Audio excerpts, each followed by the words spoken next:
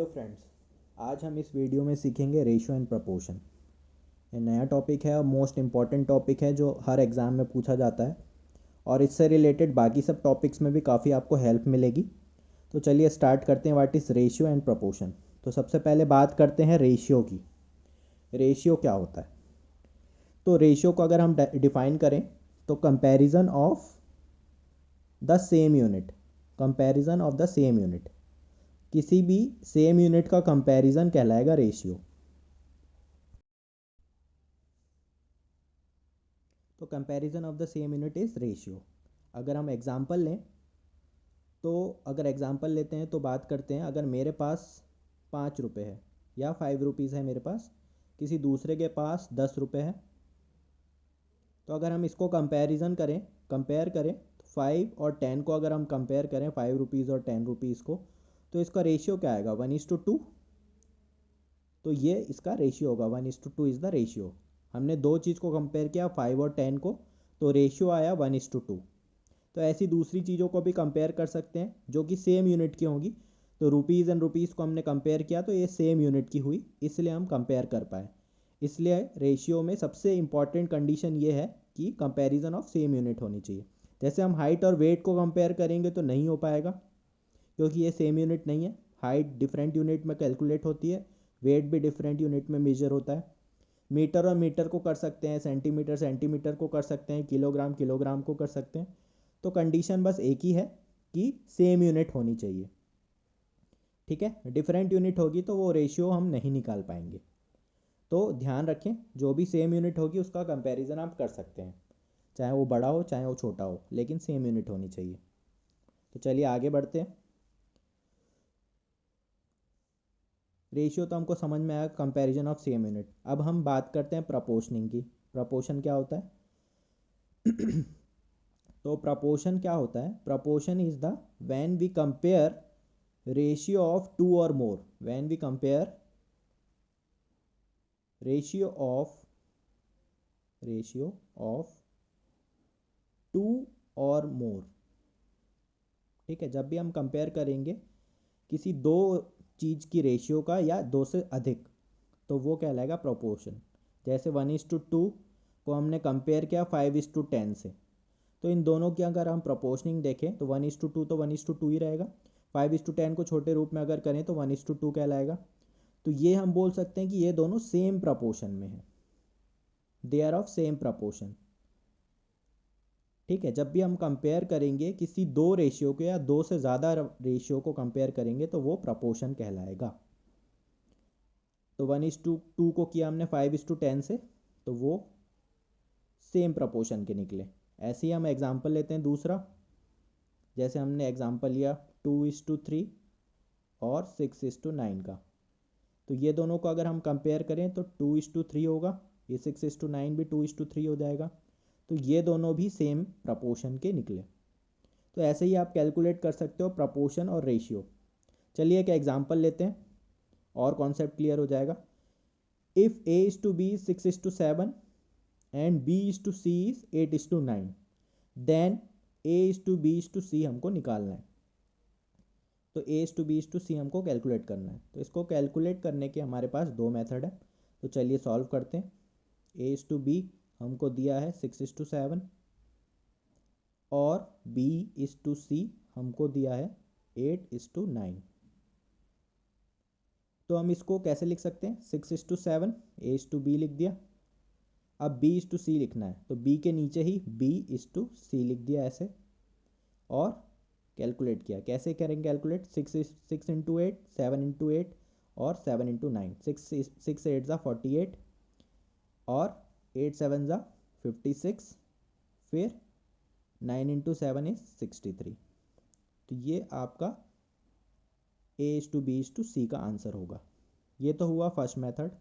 तो ऐसे आप कैलकुलेट कर सकते हो। कैसे हमने कैलकुलेट किया? इंक्लाइंड फिर स्ट्रेट फिर इंक्लाइंड।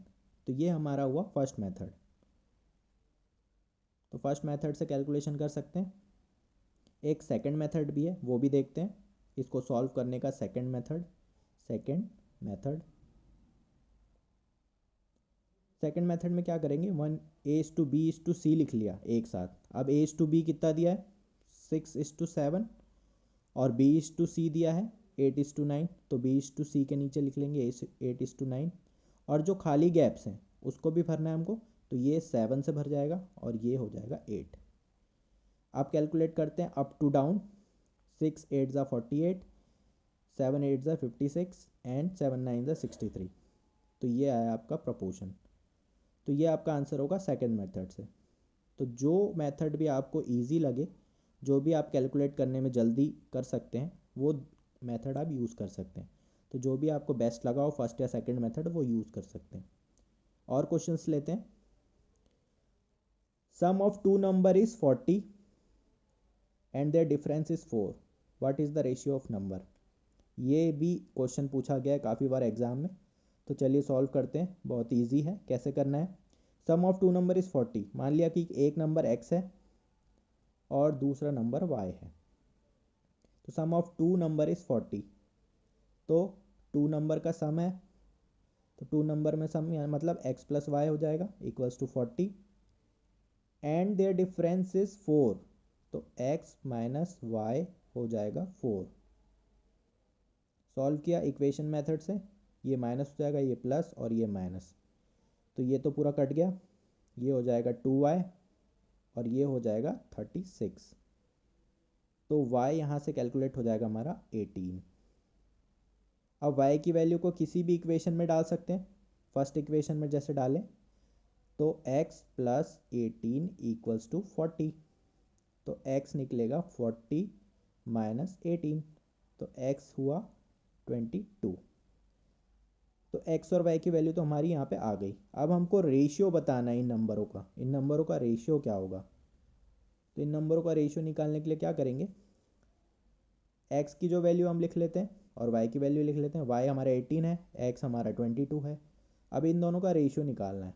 x इस टू वाई का रेशियो निकालें तो 18, 22:18, तो ये हो जाएगा 11:9, तो ये होगा आपका रेशियो। ठीक है। अब इसमें मैजिक ट्रिक देखिए, इस क्वेश्चन को ईजिली सॉल्व करने के लिए एक मैजिक ट्रिक है। क्या करना पड़ेगा हमको, 40 प्लस 4 और एक बार 40 माइनस 4 कर दीजिए, क्योंकि सम और डिफरेंस दोनों बोला है, तो ये 40 प्लस 4 हो जाएगा 44 और 40 माइनस 4 इज़ 36। अब इन दोनों का अगर हम रेशियो देखें तो 44 और 36 को कन्वर्ट करेंगे स्मॉल टर्म्स में, तो ये हो जाएगा 11:9। तो यही तो आपका आंसर था, 11:9। तो जो भी मेथड आपको इजी लगे वो सॉल्व कर सकते हैं। इससे थोड़ा आंसर आपका जल्दी आ जाएगा, क्योंकि हमारे पास एग्ज़ाम में टाइम नहीं होता और हमको जल्दी क्वेश्चन कैलकुलेट करने होते हैं। तो ये सब ट्रिक्स आप ध्यान में रखें। एक और क्वेश्चन लेते हैं। What will be the fraction whose ratio is 1/27 is equal to the ratio of 3/11 and 5/9। तो देखिए क्या किया मैंने, x is to 1/27 equals to 3/11 divided by 5/9। इस टू को हम डिवाइड कर सकते हैं, तो 3 × 9 27 हुआ, डिवाइड बाय 11 × 5 इज़ 55, और यहाँ x इंटू 27 इज़ 27x। तो यहाँ से वैल्यू x की निकलेगी 27 डिवाइड बाय 55 इंटू 27, तो ये 27 कटा, तो x आ गया आपका 1/55। ये आपका आंसर होगा। इसके अलावा भी एक मेथड है, वो भी आप देख सकते हैं कैसे करेंगे। हमने दोनों के रेशियो लिख लिए। अब हमको कुछ नहीं करना है, क्रॉस मल्टीप्लिकेशन करना है।